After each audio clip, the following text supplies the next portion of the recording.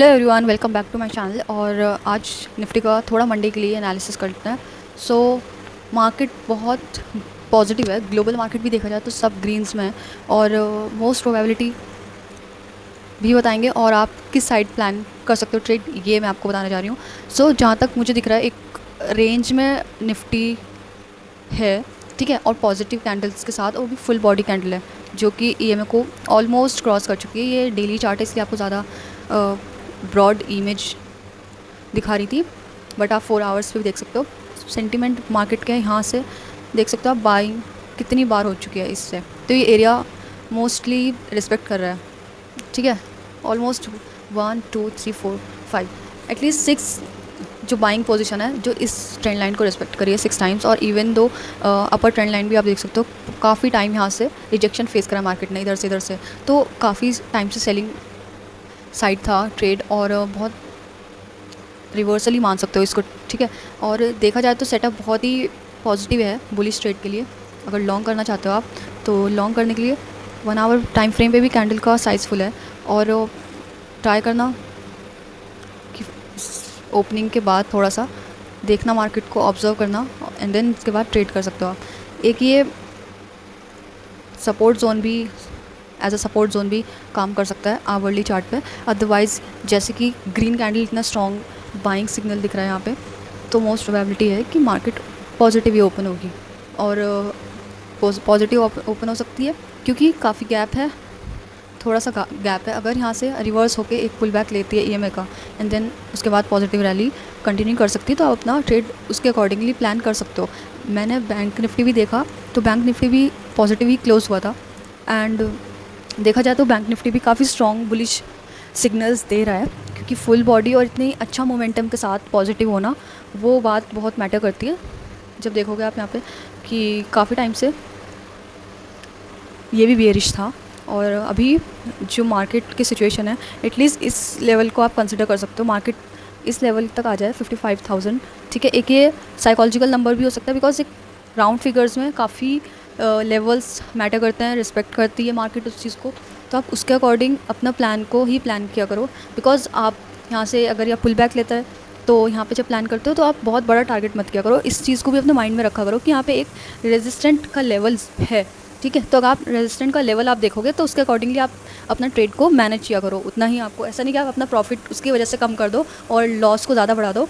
For example market आती है और मैं यहाँ पे एंट्री बनाती हूँ, ठीक है, और बाद में मैंने देखा कि रेजिस्टेंट यहाँ पे मैंने अपना रिस्क रिवॉर्ड रेशियो मेरा ये था, ठीक है, ये, और कुछ शायद मैंने अपना ऐसे किया होगा कि ट्रेड 1:5 1:4 ऐसे मत करना कि रैंडमली कर लो। अपना रेजिस्टेंट लेवल देख लिया करो पहले, मार्केट कहाँ पे क्या ले रही है, पॉज कैसे ले रही है, क्योंकि यहाँ पे काफ़ी टाइम्स रिस्पेक्ट करी है, पीछे भी बहुत टाइम यहाँ पे स्पेंड किया है मार्केट ने। तो ऑब्वियसली ये रेंज काफ़ी इंपॉर्टेंट होने वाली है, क्योंकि देखोगे अगर एक ट्रेंड लाइन, अगर मैं हॉरिजॉन्टल लाइन आपको, हॉरिजॉन्टल क्या, आप एक जोन ही समझ लो, इस जोन पे मार्केट काफ़ी टाइम स्पेंड करा है, यहाँ से सेलिंग बहुत टाइम से आई है। तो ऑब्वियसली जब ऐसे मार्केट किसी एक रेंज को, किसी एक पॉइंट को, किसी एक प्राइस रेंज को रिस्पेक्ट करती है, तो उसको कहीं ना कहीं आप स्ट्रॉन्ग बायर्स या स्ट्रॉन्ग जो इंस्टीट्यूशनल बायर्स एंड सेलर्स होते हैं, वो बहुत सारे बड़े कैपिटल के साथ बैठे हुए होते हैं, तो उनसे लड़ाई करना मीन्स कि अपना ही लॉस करना है। तो आप स्मार्टली किया करो कि उनको कैसे ट्रैप किया जाए या उनके ट्रैप से बचना चाहिए। तो यही साइकोलॉजी आपको एक विनर बनाती है ट्रेडिंग में। तो ये जस्ट मैंने एग्जांपल के लिए बताया था, ऐसा कोई मैं ट्रेड आपको बता नहीं रही हूँ कि ऐसे लेना, बट मैं सिर्फ एग्जांपल के लिए बोल रही थी। तो जहाँ तक मेरा आइडिया है, मार्केट बुलिश ही ओपन होगी, बिकॉज ग्लोबल मार्केट बहुत बुलिश है, ठीक है, and the system that price action is also saying कि मार्केट पॉजिटिव में ही जाएगी, चाहे वो ज़्यादा बड़ा आपको टारगेट ना दे, ठीक है, या बहुत ज़्यादा मोमेंटम ना मिले आपको, बट अगर एक पुल बैक लेके आप छोटे छोटे ट्रेड लेते हो, स्कैल्पिंग करते हो, तो that is very good to go, ठीक है, आप कर सकते हो। और देखा जाए तो इस ट्रेंड लाइन को भी ये फॉलो कर रहा है, एंड क्योंकि आप कई सारे टाइम फ्रेम को भी चेंज कर करके देख सकते हो। अगर आप स्कैल्पिंग करते हो तो आप छोटे टाइम फ्रेम पे जाया करो, कि बड़ी पिक्चर, जो बिग पिक्चर है वो आप मत देखा करो, बिकॉज उससे बहुत ज़्यादा आप क्या होता है मैनिपुलेट हो जाओगे। बिकॉज आप छोटे ट्रेड ले लोगे, आपको छोटे टारगेट आपको लेने हैं, ठीक है, उसके अकॉर्डिंग आप प्लान नहीं कर सकते हो। अगर आप छोटे ट्रेड यहाँ पे ले रहे हो ना पॉजिटिव, और अगर आप बिगर पिक्चर देख रहे हो 4 आवर्स पे या 1 डे पे, तो आप देखोगे कि सेलिंग का सेटअप ज़्यादा या सेलिंग ट्रेंड ज़्यादा स्ट्रॉन्ग है, ओके। और आप जब सेलिंग के हिसाब से अपना देखोगे तो अगर इस ट्रेंड को मैं देखूँगी तो मैं शायद बाइंग ही करती, जितनी बार भी ईएमआई पे आती कैंडल, या जितना भी बार भी ये प्राइस कैंडल जो भी ईएमआई पे आता, तो उतनी बार मैं शायद यहाँ पे बाइंग का सेटअप फाइंड आउट करती, क्योंकि यहाँ पे मार्केट बाइंग है, बुलिश है, तो बाइंग का सेटअप ज़्यादा मुझे क्लियर दिख रहा है।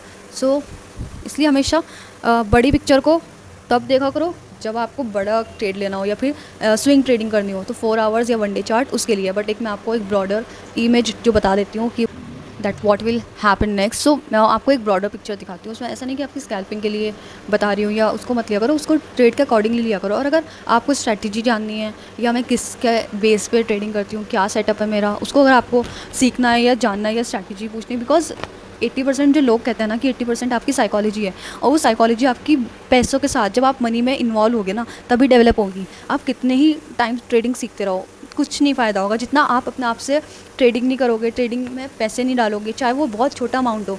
और हमेशा ध्यान रखना, कभी भी ट्रेडिंग में किसी से बोरो करके, किसी से उसको प्रॉमिस करके कि मैं इतने पैसे बना के या उससे ट्रेडिंग करके अपना आपको लौटा दूंगा, कभी भी मत करना ऐसे, बिकॉज हमेशा आप ऐसे में लूज़ करोगे। बिकॉज जो साइकोलॉजी होती है ना, आपके ऊपर प्रेशर होता है कि मुझे इससे पैसे बनाने हैं, आपको वहाँ पे लर्निंग वाली नहीं होता है फैक्टर। तो हमेशा इस चीज़ को अवॉइड करना कि किसी से बोरो करके आप स्टॉक मार्केट में पैसे इन्वेस्ट कर रहे हो या फिर ऑप्शन ट्रेडिंग कर रहे हो, बिकॉज ये रिस्क की चीज़ है। सो हमेशा अपना उसके हिसाब से ही प्लान करना, और हमेशा अपना ध्यान रखो कि पहले आप सीखो, ना कि हमेशा एकदम जंप कर दो कि ट्रेडिंग में। और जो आजकल इतने सारे थाउजेंड एंड लैक्स के इतने कोर्सेज़ हैं ना, मैंने भी बहुत सारे ऐसे इनिशियल फेज़ में देखा था, आई थिंक 2021 के, तो वो बहुत सारे कोर्सेज़ मैंने एक्सप्लोर करे और देखा कि उनसे जो भी मुझे सीखने को मिला ना, वो जो मैं अपने आप से एफर्ट्स डाल के सीख चुकी थी उससे कुछ बहुत ज़्यादा था। और कोर्सेज़ वगैरह में ज़्यादा मैं बिलीव नहीं करती हूँ। अपने आप से जितना ज़्यादा ट्रेडिंग सीखो, प्राइस एक्शन सीखो, चाहे वो किसी भी बुक से हो, किसी भी मेंटोर से हो, प्राइस एक्शन सीखो। और जितने पुराने ट्रेडर्स हैं या जितने भी बड़े ट्रेडर हैं, सक्सेसफुल ट्रेडर हैं, उनसे सीखो कि वो क्या करते हैं, वो कैसे करते हैं। जितने ज़्यादा ट्रेड आप लोगे उतनी ज़्यादा आपको नॉलेज होगी कैसे काम होता है, कैसे ट्रेडिंग होती है। तो कोर्स वगैरह के पीछे कम भागो, अपना बेसिक क्लियर करो ट्रेडिंग में, ठीक है। अपने ट्रेडिंग में आप स्टार्ट करो, और जितने ज़्यादा जल्दी आप ट्रेडिंग करना स्टार्ट करोगे उतनी जल्दी आप सीखोगे। और हमेशा ध्यान रखना कभी भी बोरो मत करना, या तो आपकी कोई एक्टिव इनकम हो, चाहे जॉब हो या फिर कोई ऐसी जिस पर आप रिलाई ना करते हो, ठीक है, उसके ऊपर डिपेंड ना हो, तो हमेशा उस मनी से अपने ट्रेडिंग की प्लान करना, अदरवाइज़ मत करना किसी से बोरो करते हो। I will give you this advice because मैंने बहुत लोगों को बर्बाद होते हुए देखा है। सो तो सेंसेक्स का चार्ट थोड़ा सा देख लेते हैं। सेंसेक्स में मैंने शायद ये पहले का किया हुआ था, इसे रिमूव करते हैं। बस थोड़ा जब हम पुराना एनालिसिस देखते हैं ना, तो उससे थोड़ा चेंज हो जाता है माइंडसेट आपका कि मार्केट शायद यही कर रहा था या कुछ और समझाने की कोशिश कर रहा था जो हमने शायद पहले नहीं देखा। हमेशा माइंड चेंज हो जाता है जब आप मार्केट को दोबारा देखते हो, तो हमेशा फ्रेश एनालिसिस क्या करो। देखा जाए तो एक जोन बहुत क्लियर है जहाँ पे मार्केट ये बाइंग ले रही है, और मैंने आपको बताया कि पॉजिटिव ओपन होने के क्योंकि ज़्यादा चांस इसलिए हैं बिकॉज सारे सेलिंग लेवल पे हैं, सब अपने सपोर्ट लेवल पे हैं। तो जितने भी यहाँ से अगर बाइंग पुश हो सकती है ना, तो कल मंडे ओपन हुई मार्केट तो बिल्कुल पॉजिटिव में खुलने के ज़्यादा चांसेस हैं। तो अगर आप बाइंग का प्लान करते हो तो बहुत बढ़िया ट्रेड मिल सकता है आपको, चाहे वो स्कैल्पिंग हो या इंट्राडे, कुछ भी आप कर सकते हो। बिकॉज लग रहा है देख के मार्केट को अच्छा बाइंग पोजीशन बन सकती है। मार्केट तैयार है कि भाग जाए बस वो, बिकॉज काफ़ी टाइम से एक रेंज में है, और अभी जो ये इतना स्ट्रॉन्ग जो लेवल है ना, ये जो इसको टच किया है, तो ये बहुत ही, मैं बोलती हूँ कि मार्केट काफ़ी अच्छे लेवल पे है। तो इसलिए मैं यही बोलूँगी, आपको ये रिकमेंड करूँगी कि अपना बाइंग का ही सेटअप सोचो, अपनी जो भी स्ट्रैटेजी हो आपको उसके साथ काम करो। और अगर आपको कोई मेरी स्ट्रैटेजी देखनी है, बिकॉज मैं सच बताऊँ कि तो मैंने भी एक बहुत अच्छे ट्रेडर हैं, स्कैल्पर किंग बोल लो, आई नो बहुत सारे लोग जानते भी हैं उनको, तो उन्हीं से मैंने सीखा है। और उससे पहले भी मैं करती थी, बट जो सिंप्लीफाई उन्होंने किया और जो कुछ मेरी भी स्ट्रैटेजी है कुछ उनकी है, सो बहुत बहुत सिंप्लीफाई करा मेरी ट्रेडिंग को उन्होंने। और ऐसा नहीं बोलूँगी कि मैंने सब उनसे सीखा, बट मैंने जो 90% सीखा था तो उसमें से मैं बोलूँगी कि 70% उन्होंने कॉम्प्लेक्स को सिंप्लीफाई करा और मेरी एक बिल्कुल विजन चेंज करा कि ट्रेडिंग कैसे होती है। बिकॉज ट्रेडिंग बहुत सिंपल है और ये चीज़ मुझे पहले नहीं पता था। मैं बहुत सारे इंडिकेटर्स को यूज़ करती थी, बहुत सारी चीज़ें यूज़ करती थी, बट अब मुझे सिर्फ कैंडल स्टिक दिखा दो और कोई सा भी एक EMA दिखा दो।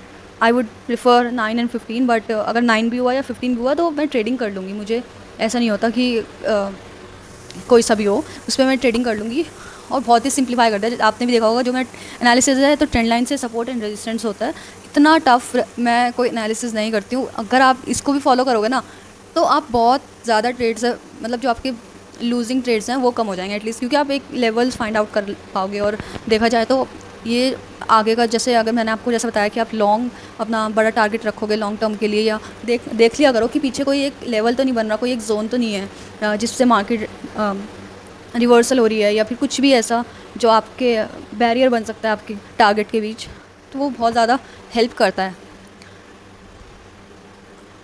बाइंग कितनी अच्छी आई है यहाँ से, अगर आप इसको फोकस करो, ठीक है। एक वैसे अगर आप ध्यान दो, अगर ट्रेडिंग लोगे तो प्लीज़ एक पुल बैक का वेट किया करो, क्योंकि मैं हमेशा ये बोलती हूँ अगर मार्केट EM से थोड़ा भी ऊपर चला गया हो तो ज़्यादा बड़ी क्वांटिटी में मत जाया करो, सबसे बड़ी बात। और एक पुल बैक का वेट ज़रूर कर लिया करो। और मैं ये बोल रही हूँ कि एक रेंज यहाँ पे है तो अपर लेवल को इसको ज़रा कंसिडर करके चलना जब भी ट्रेड करोगे, और एकदम एंटर मत हो जाना, थोड़ा मार्केट को सेटल होने का टाइम दिया करो। और बिकॉज इसने गैप भी फिल कर दिया तो मोस्ट प्रोबेबिलिटी है कि यहाँ से अपना एक पुल बैक लेके ब्रेक कर देगा, या फिर गैप अप तो खुल ही सकता है। मोस्टली मैं ये कहूँगी कि गैप अप खुलेगा, अदरवाइज़ पॉजिटिव जाएगा, थोड़ा सा अपना टाइम लेके पॉजिटिव। तो आज के लिए यही एनालिसिस होगा, ज़्यादा मैं नहीं कर पाई हूँ क्योंकि मैं थोड़ा अपना वर्क कर रही थी, और मैंने बिटकॉइन का भी एनालिसिस नहीं किया आज। सो लाइव स्टार्ट करूँगी मैं बहुत जल्दी।